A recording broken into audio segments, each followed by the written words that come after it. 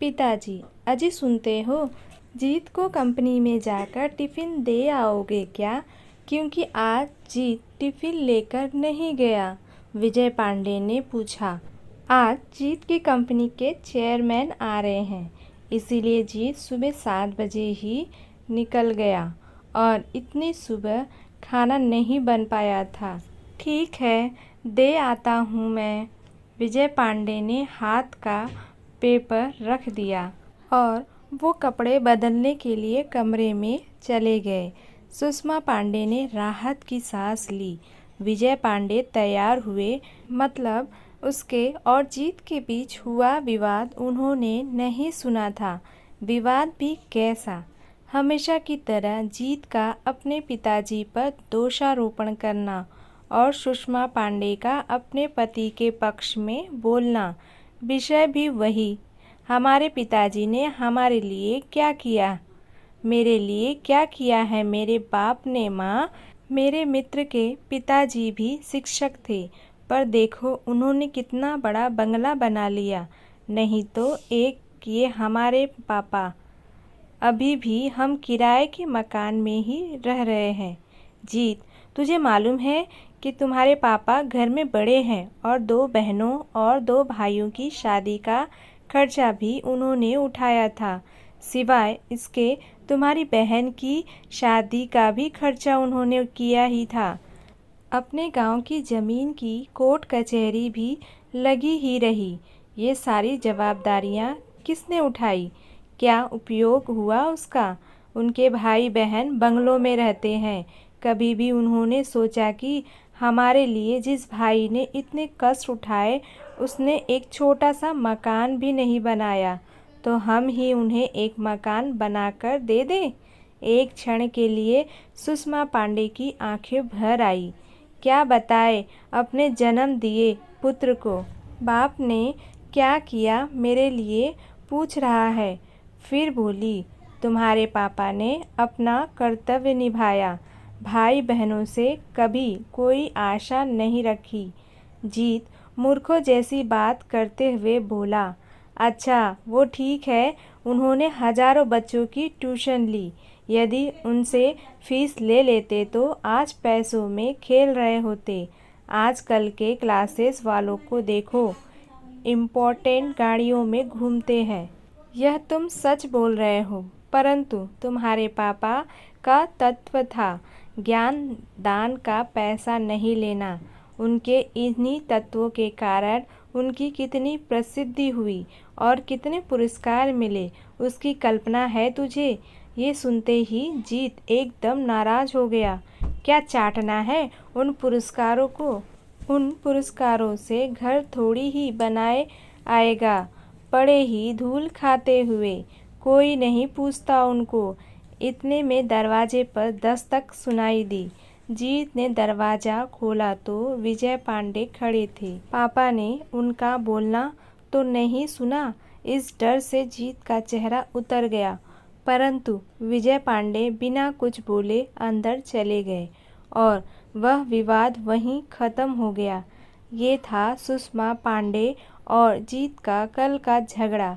पर आज विजय पांडे ने टिफिन साइकिल को अटकाया और तपती धूप में औद्योगिक क्षेत्र की जीत की कंपनी के लिए निकल पड़े। 10 किलोमीटर दूर कंपनी तक पहुंचते पहुंचते उनका दम फूल गया था। कंपनी के गेट पर सिक्योरिटी गार्ड ने उन्हें रोक दिया। जीत पांडे साहब का टिफ़िन देना है, अंदर जाऊं क्या? अभी नहीं साहब, आए हुए हैं, गार्ड बोला। चेयरमैन साहब आए हुए हैं, उनके साथ मीटिंग चल रही है।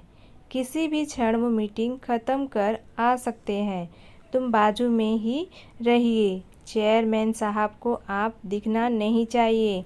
विजय पांडे थोड़ी दूर पर धूप में ही खड़े रहे। आसपास कहीं भी छांव नहीं थी। थोड़ी देर बोलते बोलते 1 घंटा निकल गया। पाँव में दर्द उठने लगा था, इसीलिए विजय पांडे वहीं एक तप्त पत्थर पर बैठने लगे। तभी गेट की आवाज़ आई। शायद मीटिंग ख़त्म हो गई होगी। चेयरमैन साहब के पीछे पीछे कई अधिकारी और उनके साथ जीत भी बाहर आया। उसने अपने पिताजी को वहाँ खड़े देखा तो मन ही मन नाराज हो गया। चेयरमैन साहब कार का दरवाज़ा खोलकर बैठने ही वाले थे तो उनकी नज़र विजय पांडे की ओर उठ गई। कार में न बैठते हुए वो वैसे ही बाहर खड़े रहे। वो सामने कौन खड़ा है? उन्होंने सिक्योरिटी गार्ड से पूछा। अपने जीत सर के पिताजी हैं, उनके लिए खाने का टिफ़िन लेकर आए हैं। गार्ड ने कपकपाती आवाज़ में कहा। बुलाइए उनको। जो ही होना था वह हुआ। जीत के तन से पसीने की धाराएं बहने लगी। क्रोध और डर से उसका दिमाग सुन्न हुआ। जान पड़ने लगा। गार्ड के आवाज़ देने पर विजय पांडे पास आए। चेयरमैन साहब आगे बढ़े और उनके समीप गए। आप पांडे सर हैं ना? DN हाई स्कूल में शिक्षक थे। हाँ, आप कैसे पहचानते हो मुझे? कुछ समझने के लिए पहले ही चेयरमैन साहब ने विजय पांडे के चरण छुए। सभी अधिकारी और जीत वो दृश्य देखकर अचंभित रह गए। सर, मैं सतीश मेहता, तुम्हारा विद्यार्थी। आप मुझे घर पर पढ़ाने आते थे। हाँ हाँ, याद आया। बाप रे, बहुत बड़े व्यक्ति बन गए आप तो। चेयरमैन हंस दिए, फिर बोले, सर आप यहाँ धूप में क्या कर रहे हैं? आइए अंदर चलते हैं, बहुत बातें करनी है आपसे। सिक्योरिटी, तुमने इन्हें अंदर क्यों नहीं बिठाया? गार्ड ने शर्म से सिर नीचे झुका लिया। वो देखकर विजय पांडे ही बोले, उनकी कोई गलती नहीं है। आपकी मीटिंग चल रही थी, आपको तकलीफ़ ना हो इसीलिए मैं ही बाहर रुक गया। Okay okay. चेयरमैन साहब ने विजय पांडे का हाथ अपने हाथ में लिया और उनको अपने आलीशान चैम्बर में ले गए। बैठिए सर, आपकी कुर्सी, और इंगित करते हुए बोले। नहीं नहीं, वो कुर्सी आपकी है। विजय पांडे सकपकाते हुए बोले। सर, आपके कारण वो कुर्सी मुझे मिली है, तब पहला हक आपका है। चेयरमैन साहब ने ज़बरदस्ती उन्हें अपनी कुर्सी पर बिठाया। आपको मालूम नहीं होगा पवार सर, जनरल मैनेजर की ओर देखते हुए बोले।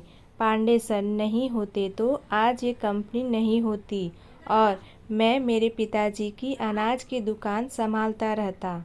जीत और GM दोनों आश्चर्य से उनकी ओर देखते ही रहे। स्कूल समय में मैं बहुत ही डब्बू विद्यार्थी था। जैसे तैसे मुझे 9वीं कक्षा तक पहुंचाया गया।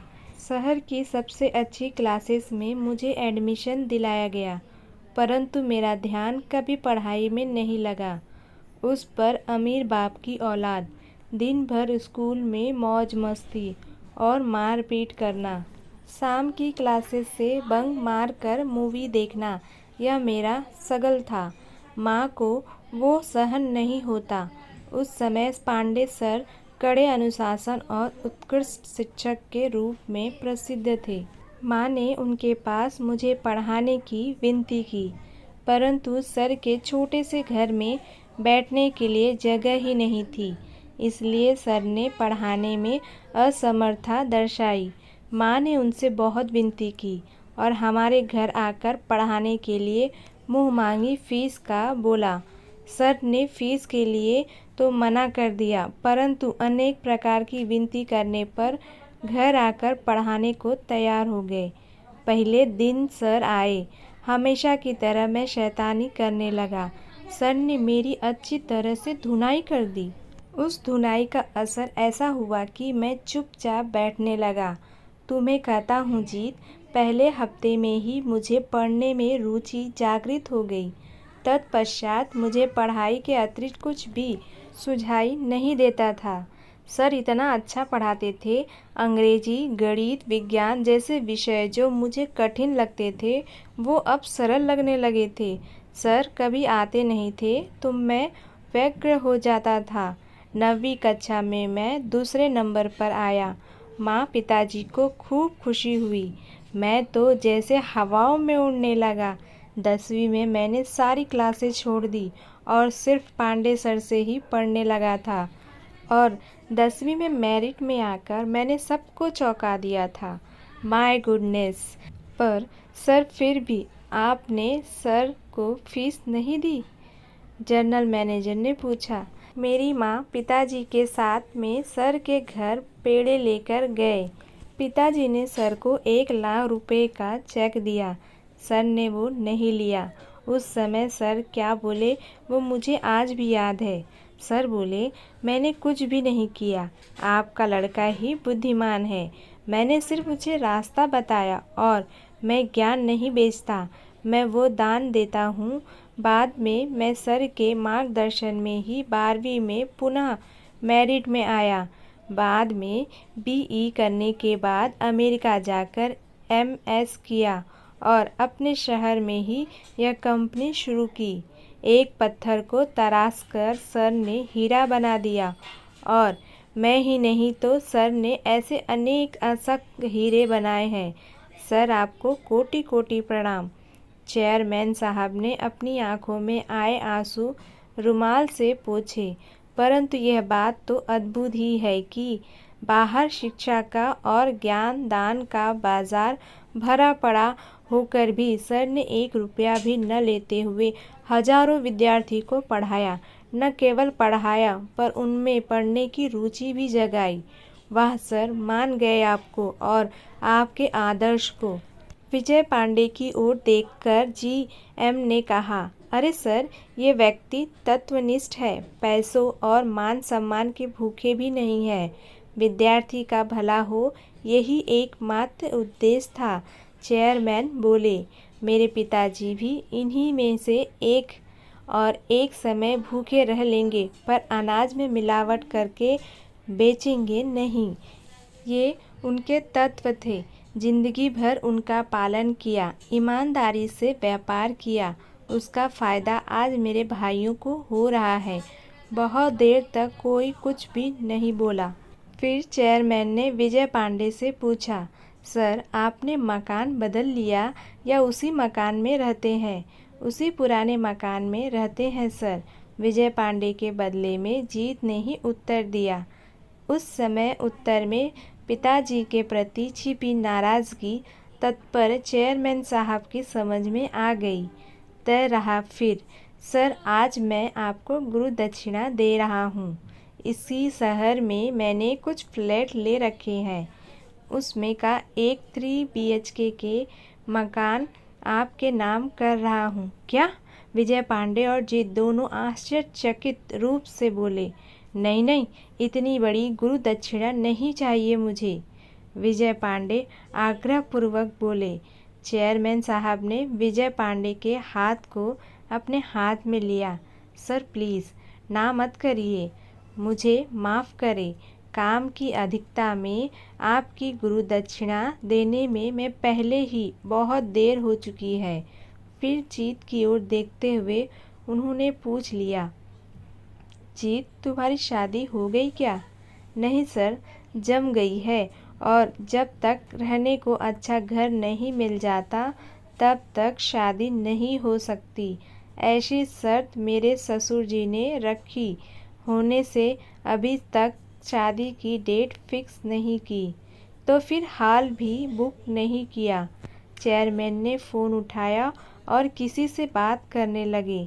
समाधान कारक चेहरे से फ़ोन रखकर धीरे से बोले, अब चिंता की कोई बात नहीं, तुम्हारी मैरिज गार्डन का काम हो गया। सर, सदगुरु लॉन्स तो मालूम ही होगा। सर, वह तो बहुत महंगा है। अरे, तुझे कहाँ पैसे चुकाने हैं? सर के सारे विद्यार्थी सर के लिए कुछ भी कर सकते हैं। सर के बस एक आवाज़ देने की बात है।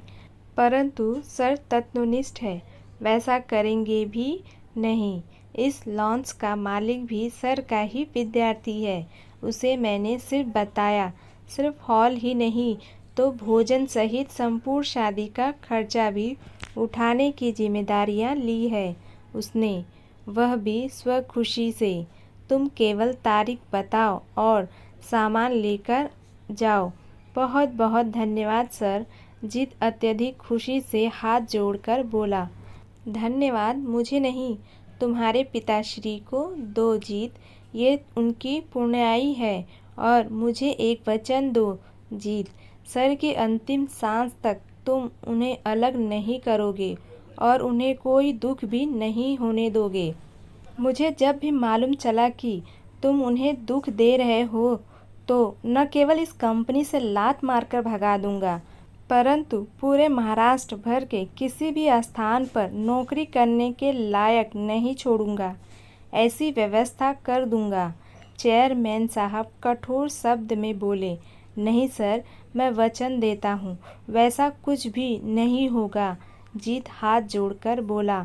शाम को जब जीत घर आया तब विजय पांडे किताब पढ़ रहे थे। सुषमा पांडे पास ही सब्जी काट रही थी। जीत ने बैग रखी और विजय पांडे के पाँव पकड़कर बोला, पापा, मुझसे गलती हो गई। मैं आपको आज तक गलत समझता रहा। मुझे पता नहीं था पापा आप इतने बड़े व्यक्तित्व लिए हो। विजय पांडे ने उसे उठाकर अपने सीने से लगा लिया।